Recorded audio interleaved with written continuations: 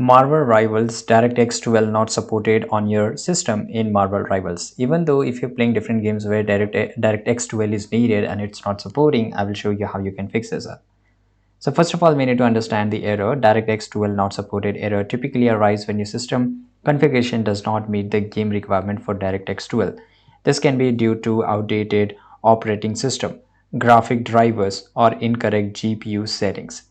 Right, ensure your graphics card meet the minimum requirement. For example, Nvidia GTX 1060 or AMD RX 5080. So right now I have RTX 3060, right?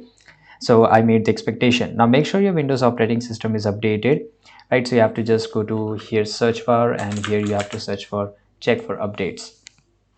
Make sure to click on check for updates, and it is on update, right? So my system is completely updated here, right? Or you can just press Windows plus R on your keyboard, and here you have to type WINVER, and it will open up and it will show you each and everything. Let me show you, right, whether it's updated or not, right?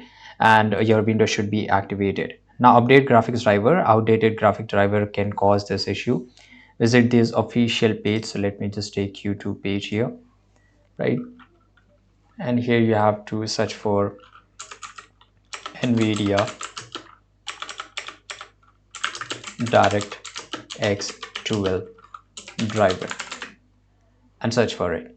Now here you will get the first link. Now just go and click on here. Now here you will get this option to download it up, and it will show you each and everything here, and you need to update it, right? So this is a way where you can do this and verify GPU usage if your system has both integrated and dedicated graphics, and ensure the Marvel Rival is set to run on dedicated GPU, right? So here you can just go to the open settings, and once I open the settings here, you have to go to the system, right? Or you can just go to the gaming here, right? And here you can just go to the display graphics, right? So if you're not able to get it, you can just write here and search for graphics, right? This is graphic settings.